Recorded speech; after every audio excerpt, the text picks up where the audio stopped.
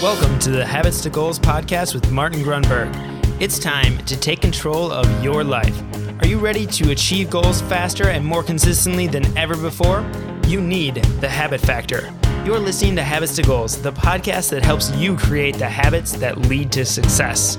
I'm your host, Nick Polkuski, and here is Martin Grunberg. Martin, thank you so much for joining me on this episode of the podcast.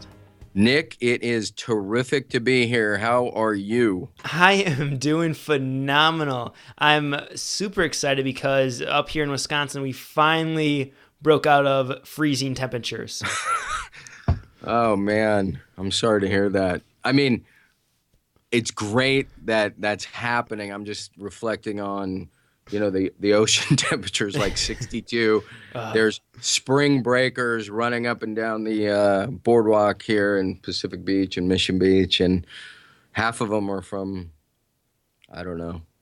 various Midwestern parts of the U.S., so it's kind of funny. But glad to hear that. Yeah. I mean, it finally got above 40 degrees, so I spent the afternoon running outside, in shorts and a t-shirt. How many miles? I actually ran for a little over an hour. Didn't actually measure how many miles it was. Well, I think that's a great tip for the readers/listeners. I think that's a great way to do it, actually, just running for time as opposed to distance. That way you're not focused on distance and you're just, you're saying I'm going to run for 30 minutes or 40 minutes or an hour. Yeah. Really something that didn't occur to me until many years ago. So great job. What else is going on? Not a whole lot else. What's going on with you? Well, my GTR is we managed to push out an update to the Android app. It's been about a year, so I'm thrilled. Really cool stuff. It sounds like a joke. At a certain point, you have to give the users what they want, even though you may fight it. And so, for instance, every app has reminders and people become overwhelmed with reminders. So we would just say, use your calendar reminder. But again, at a certain point, you just give in because they are right. So they got the reminders. We got push notifications. And what else do we do? Oh, yeah, categories. So on the Mac or the iOS side of things, we've always had 7 categories for the habits. And Android is lagged behind that a bit, so they are caught up as well. Awesome. Well, that sounds pretty cool for all those Android users out there. I think so. I think they're going to be thrilled. Well, that's good. So, Martin, what are we actually going to be talking about on this episode? Today, Nick, I want to review something we're calling 8 breakthrough strategies to become unstuck. Because being stuck sucks. Yes, it definitely does. It does suck. So before we dive in, do you have any story or comment yourself about being stuck? I guess no specific example comes to mind right away, but I can definitely remember times where I've felt stuck, where I felt like no matter what I did, it didn't seem to make any progress, didn't seem to move forward. And I can just remember the almost overwhelming feeling of frustration, and you just kind of want to throw your hands up and kind of walk away. That is brilliant. Yeah, and I think that's why it's a recurring theme. It is very frustrating, and everybody undergoes it, so that's kind of one of the reasons to talk about it. It can seem like when it's happening to you, listener/reader, that you're all alone and it's just you that the world is against. So I think it's worthwhile to go through some of these tips or strategies, if you will, and kind of break them down and just talk it through and share what we can about how to bust through, how to break through being stuck. Yeah. Sound good? Yeah, that sounds great. And so, Martin, before we actually even dive into that, Yep. what causes people to kind of feel stuck or to get into that stuck position? Well, there's a few things, and that's what we're going to go through, because I think when you understand how to get out of it, Perfect. you understand how you got in it. Got it. So I think as we go through this, that will reveal itself. How about that? Sounds great. All right. So the first one is better thinking or more accurate thinking. And that puzzled me a bit. It's something Brian Tracy once said. And in this case, so what he once said was successful people, and I'm paraphrasing, are better thinkers. They're more accurate thinkers. And so what that means in this case, if you're feeling stuck, really you kind of want to check yourself. And what I mean by that is ask question. Are you really stuck? Can you look back a year or 3 years and analyze your position, where you are versus where you were? I think some of it, to your earlier question, is it's a mindset because things aren't moving as fast as they could be, but they're still moving. So it's having that awareness, being more accurate with your thinking, being more aware that, you know what, I'm not exactly stuck. Things just aren't moving as quickly as they could be. So measuring and looking back is a great way to do that. So you'd probably tell someone if they were going to use this strategy, the best way to kind of use it would be to actually put in place some sort of measurement. Yes. And again, to accurate thinking, when you're stuck, who are you thinking about? Yourself. Correct. So the tip, kind of 1A here, part of better thinking, is to think less about yourself and maybe ways you can serve, you can give, right? You can challenge yourself. I know we've run probably this link to Big Brothers for the last, 12 episodes or something. But the point is, what a great way to become unstuck when you forget about yourself and you find a way to serve and give. So that's the first. Any comment there? No, I think that's a great one. I know I've heard Brian Tracy mention that a few times, and it always intrigued me, and I think it's a great goal to pursue. I think it's something that can be very difficult at times to actually have that accurate thinking, but it's something that we need to continue to work towards and to continue to fine tune. Yeah, we often find ourselves as our own worst enemy, and we'll probably share a little bit more on that later, I have a feeling. So let's move to number 2, and this goes right to your open, my friend. Move. You've probably heard Tony Robbins say this: motion creates emotion. It's a classic statement, and it's a great one. So we are emotional beings. Being stuck is an emotional state as well as just a physical state or a physiological state. And so mentally we're feeling a certain way, physically we're feeling a certain way. A great way to just jolt yourself out of it, as you, I'm sure, know, is to go for that 20-minute run or 60-minute run, right? Absolutely. Isn't that great? And so people may wonder why, like, other than the emotional component, motion creating emotion, the other thing you're doing is you're bolstering self-esteem. You're taking control of your well-being. And all of that contributes to your happiness. So it's a great way to get unstuck. So that's number 2. Number 3, use your imagination. This is going to sound familiar to you. Use your imagination to create regret. Does that ring any bells? Yes, it does. Yeah, I'm trying to remember. No, that's fine. I'm not going to put you on the spot. So we've done the obituary exercise. I talked about that was what kicked off my Catalina paddle. This idea that, holy shit, you could literally say this, whoops, holy smokes, I died, I'm dead. What do I regret not having done? Yeah.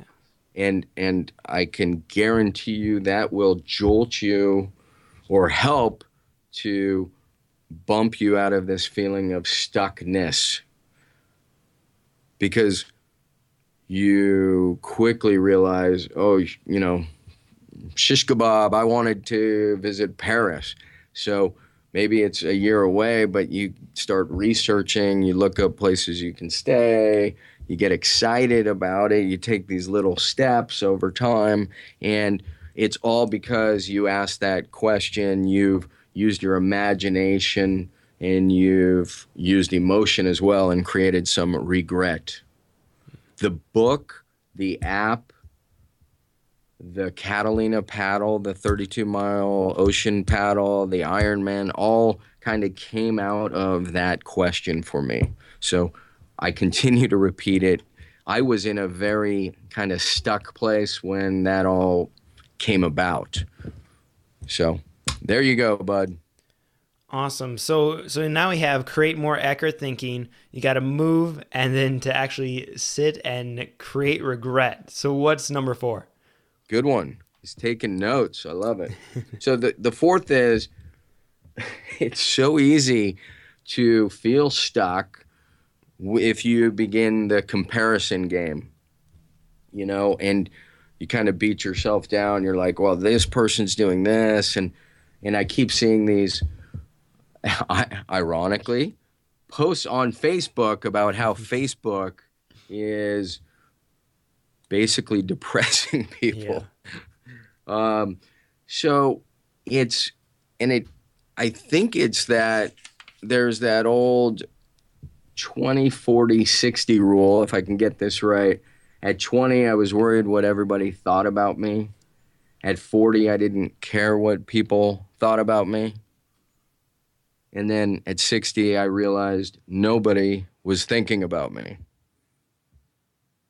Have you heard that one? I have. I think that's a good one. I like that one.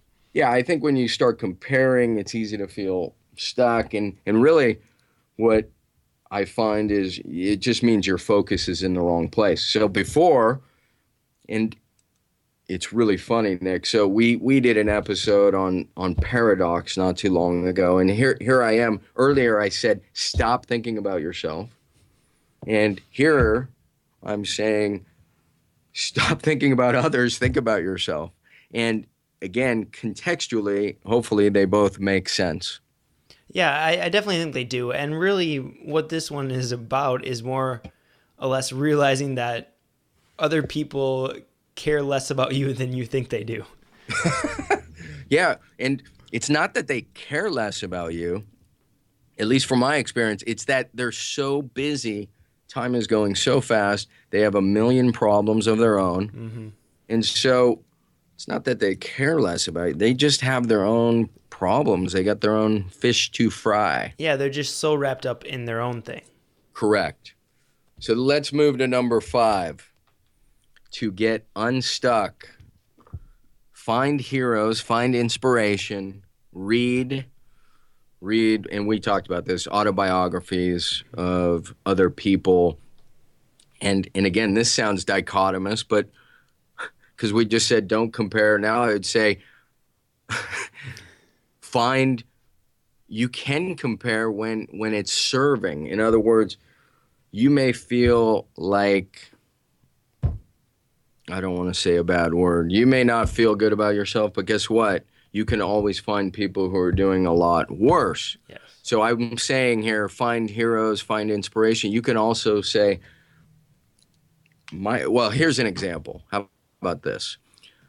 The reason I did an Ironman was I remember being transfixed. NBC does a great production of the Hawaiian Ironman. Mm. And whatever, this is 10 years-ish ago, and I'm sitting there on a Saturday, and I'm watching a guy with one leg, and I'm just blown away. He ends up not completing it, but he comes darn close. And I felt like all I could ask myself, Nick, is what's your excuse? Yeah. Right? And I'd never even run a 5K at that point. But I'm literally thinking, this was so remarkable. It's like a documentary. They take you through his battle, his struggle, losing the leg, working hard, and then to come up short. And then all I could say to myself is, what is my excuse? And I hadn't run a 5K, but it was that kind of thing that inspired me, absolutely broke me out of any stuckness, if you will. Yeah, well, and I think that's the big distinction between this one and the last one is number 4 is more about comparing and kind of putting yourself down almost. Correct. Whereas right. this one's about inspiration, raising you up, taking you to that next level. Beautiful. All right, let's move to 6. Challenge fear. I think we know, and by we I mean everybody listening, the one thing. So all behavior, all decisions are really based on this. It's either pleasure or pain. It's either driving pleasure or an avoidance of pain. What is number 1, or at least top 5 associated with pain, is fear. So the way to battle through that is to challenge the fear, to take it head on. I don't know if it was Churchill, face the fear and the death of fear is certain. And for this, or I should say for everybody listening, it's very personal. They all have something in particular that they can identify as holding them back. It's a fear of failure, perhaps, but and then remember the 20, 40, 60 rule, but drive through it. It could be presenting to the office manager or the president of the company. It could be writing a book. And my humble advice is just go through it. Just face it. That's my experience. I mean, the Ironman was a bit frightening. The paddle was frightening. Writing a book, the podcast, I could go down the list. But the reality is that's, of course, where growth lies. Well, and I don't know if you've had a similar experience, but I've often found that where you feel, that little bit of fear or that resistance, when you kind of face with that when trying to do a task, that almost is like a compass. It's kind of actually guiding you the direction that you should probably go, that you need to push yourself to, because you have that fear and resistance. It's brilliant. I know I keep telling you that, but yeah, I think it's Seth Godin who literally says, "I use fear as my compass." Nice. And I don't know if you've seen that, but that one I haven't. No. It's just crazy. You said compass. That's exactly his mindset. I use fear as my compass. That's how I know I'm on the right track. All right. So what is number 7 then? Check you out. He's counting. He's got all his fingers out. I was going to say, I'm running out of fingers here, so good thing it's only 8. I was going to acknowledge it. You can't beat it if you resist it, if you don't accept it, if you don't acknowledge it. So some people will be stuck, and not only are they miserable being stuck, they have a hard time admitting it. No, everything's cool, man. It's like you can't beat it if you're not acknowledging it. And the reason they're not acknowledging it, I think, is they realize there's pain on the other side, and fear and all those other things. So, but the beginning of it is, and this would probably tie to number 1, it's that accurate thinking. It's just acknowledging it.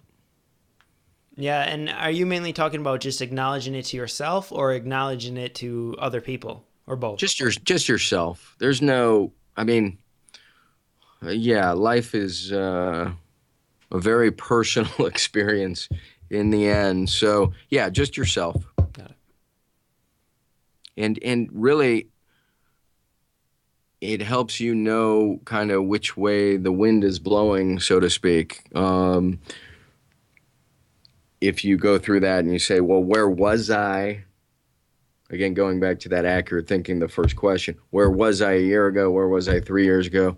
Oh, am I really in the same place? Well, maybe I am, so that's accepting it and then moving through it. So that's 7.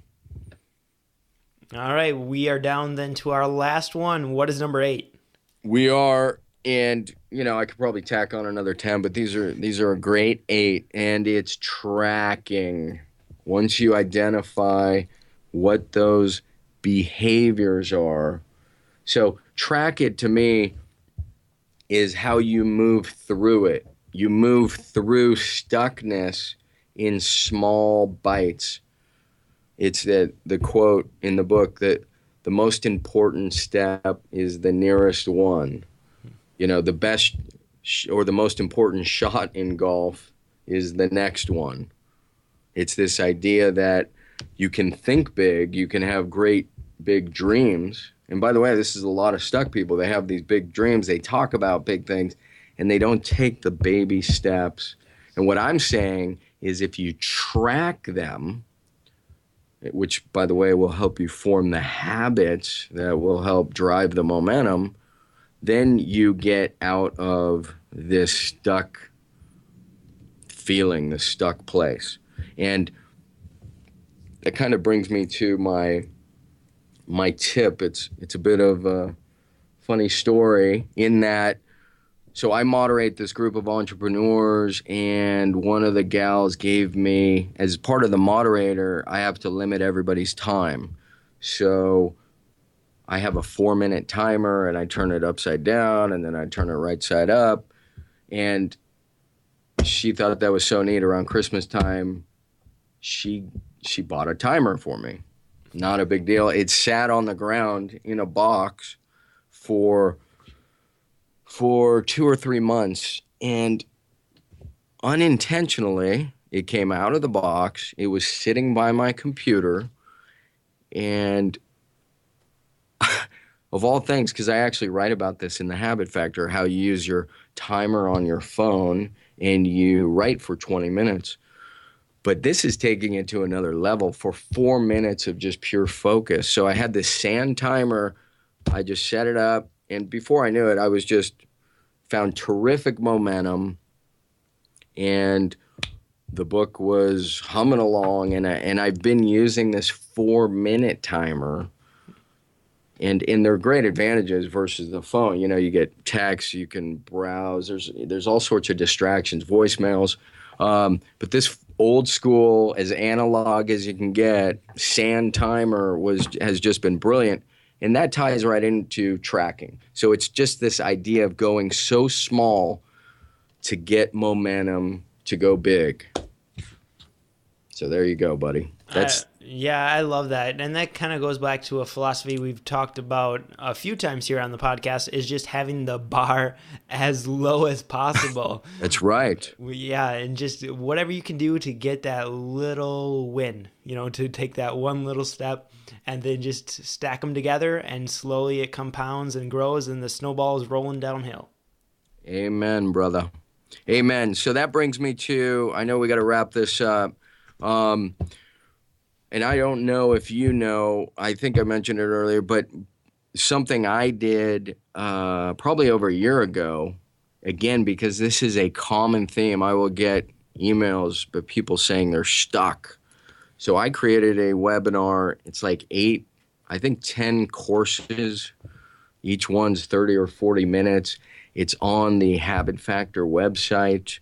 If this episode served you in any way, you enjoyed it, and you want to, please write a review, shoot me any part of the review. I will send you a coupon, basically a link that has 80% off the webinar course. Nice. So that's, and it's called the Unstuck course. So it's really taking a much deeper dive, and there's a bunch of other, obviously, content around this idea. And I'd be happy to share that with you if you found this valuable. Well, awesome, Martin. I think that's going to be an excellent resource for our listeners to really dive deeper and help them get unstuck. So thanks again for an outstanding episode. You got it, buddy. We'll chat very soon, I have a feeling. And thank you for tuning in to this episode of the Habits to Goals podcast. I'm so excited that you could be here with us as we explore the habit factor and how habits can actually change your life.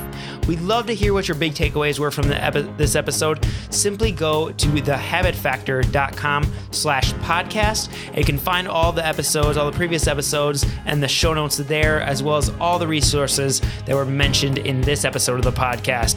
I also really want to encourage you to go subscribe to the podcast on iTunes or Stitcher or SoundCloud or whatever podcast player you listen to, because we are delivering a brand new episode to you each and every single Monday, and I don't want you to miss a single one. So simply go to thehabitfactor.com/iTunes and leave and subscribe there. We'd also really encourage you, if you enjoy these episodes, the best way to show your appreciation is to simply go leave a review on iTunes, because that helps so many other people find the podcast and realize if this is the podcast for them that could really have an impact in their life, their business, and in just their happiness and wellness. So thank you for tuning into this episode. Remember to go out there and create habits that lead to your success.